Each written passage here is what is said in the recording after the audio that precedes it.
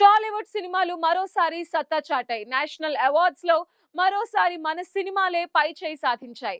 Star హీరోల సినిమాల నుంచి చిన్న సినిమాల వరకు పలు అవార్డులు లభించాయి. ఇంతకీ నేషనల్ అవార్డ్స్ లో టాలీవుడ్ సినిమాలకు ఎలాంటి అవార్డ్స్ వచ్చాయి, ఎవరికి వచ్చాయి? Watch the story.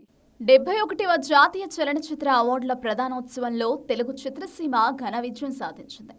వివిధ విభాగాల్లో టాలీవుడ్ చిత్రాలు పురస్కారాలు గెలుచుకుని తెలుగు సినిమా సత్తాను దేశానికి చాటాయి.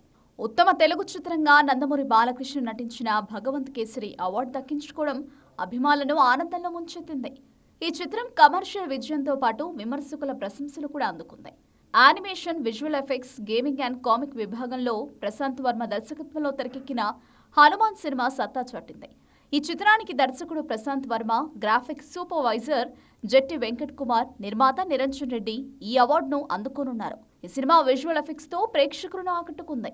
మరోవైపు బేబీ చిత్రంలోని ప్రేమిస్తున్న పాటకు పివిఎస్ రోహిత్ ఉత్తమ నేపథ్య గాయకుడిగా అవార్డు గెలుచుకున్నాడు. ఈ చిత్ర దర్శకుడు సాయి రాజేష్ ఉత్తమ ఒరిజినల్ స్క్రీన్ ప్లే విభాగంలోనూ అవార్డు సాధించారు. గతంలో కలర్ ఫోటో నిర్మాతగా జాతీయ అవార్డు అందుకున్న సాయి రాజేష్ మరోసారి తన ప్రతిభను నిరూపించారు.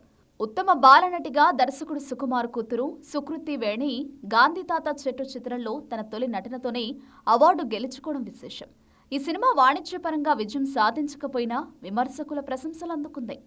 ఇక యానిమల్ చిత్రానికి సంగీత దర్శకుడు హర్షవర్ధన్ రామేశ్వర్ ఉత్తమ సంగీత దర్శకుడిగా అవార్డు అందుకున్నాడు. ఈ సినిమాకు ఆయన ఇచ్చిన బ్యాక్గ్రౌండ్ స్కోర్ విమర్శకులను ఆకట్టుకుంది. బలగన్ చిత్రంలోని పల్లెటూరి పాటకు గీత రచయిత కాసల్ల శ్యామ్ జాతీయ అవార్డు అందుకున్నారు. వేటూరి, సుద్దాల అశోక్ తేజ వంటి దిగ్గజ రచయితల సరసన ఆయన నిలవడం గర్వకారణం.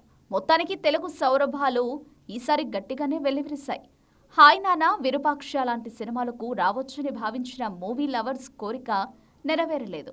ఏదైతేనే ఆగస్టు నెల మొదటి రోజు కేంద్ర ప్రభుత్వం శుభవార్తలతో టాలీవుడ్లో సందడి వాతావరణం నెలకొంది.